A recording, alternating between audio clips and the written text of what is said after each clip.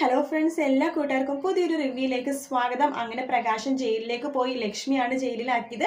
പ്രകാശനാണെങ്കിൽ എന്ത് ചെയ്യണം എന്നറിയില്ല. നമ്മുടെ കാർത്തികയുടെ അടുത്ത് പോയി വിഷമമൊക്കെ പറയുന്നുണ്ട്, നമ്മുടെ അമ്മൂമ്മയും അതുപോലെ തന്നെ വിക്രമും കൂടിയിട്ട്.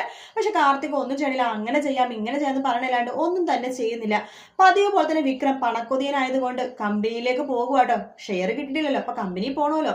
അങ്ങനെ കമ്പനി പോകുന്ന വിക്രം ഞെട്ടിപ്പോവുകയാണ്. അങ്ങനെ കാർത്തിക ആ ഒരു കസേരയിൽ കൊണ്ടിരുത്തിയേക്കാണ് കിരണിന്.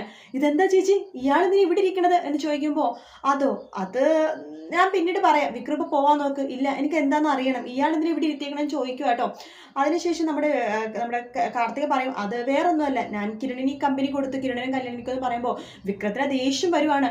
ഇത് കാര്യം വിക്രം നമ്മുടെ ഭാനുമതി അമ്മൂമ്മ അടുത്ത് പറയുന്നുണ്ട്. ഭാനുമതി അമ്മ ആ സമയത്ത് കമ്പനിയിലേക്ക് പോകണ്ട, അച്ചാർ കമ്പനി ചമ്മന്തിപ്പൊടി കമ്പനി ഉണ്ടല്ലോ, അപ്പൊ അവിടെയും ഭാനുമതിനെ കയറ്റുന്നില്ല. ഇതെന്തുകൊണ്ടാണ് കേട്ടത്, എനിക്ക് അന്വേഷിക്കണമല്ലോ എന്ന് പറഞ്ഞിട്ട് കാർത്തിൻ്റെ അടുത്തേക്ക് പോവാണ്. എന്തിനാ ഇങ്ങനെയൊക്കെ ചെയ്യണം ചോദിക്കുമ്പോൾ, നിങ്ങളുടെ ജോലിയൊക്കെ കഴിഞ്ഞ് നിങ്ങൾ പോയിക്കെന്ന് പറയാണ്.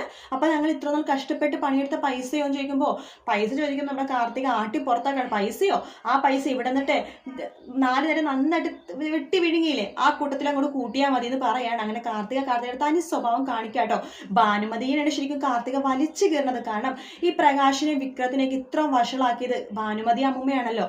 അതുകൊണ്ട് കാർത്തിക മാത്രമല്ല, ലക്ഷ്മി നല്ലൊരു 8ന്റെ പണി തന്നെ ഭാനുമതിക്ക് കൊടുക്കുന്നുണ്ട്. കൂടെ നമ്മുടെ കല്യാണിയും അതുപോലെ തന്നെ നമ്മുടെ ദീപയും എല്ലാവരും ഉണ്ട് കേട്ടോ. എന്തായാലും ഭാനുമതിക്കും വിക്രമിനും പ്രകാശൻ ജയിലിന്റെ അകത്തുനിന്ന് അനുഭവിക്കുമ്പോൾ വിക്രമും ഭാനുമതിയും ജയിലിന്റെ പുറത്തുനിന്ന് അനുഭവിക്കുന്ന ഭാഗങ്ങളാണ് കാണാൻ പോണത്.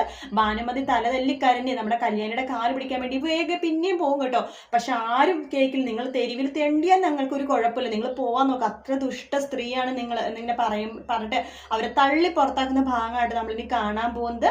വീഡിയോ ഇഷ്ടപ്പെട്ടെങ്കിൽ ലൈക്ക് ചെയ്യുക, സബ്സ്ക്രൈബ് ചെയ്യുക, കമന്റ് ചെയ്യുക. മറ്റൊരു വീഡിയോ ആയിട്ട് വീണ്ടും കാണാം. Take care, bye bye.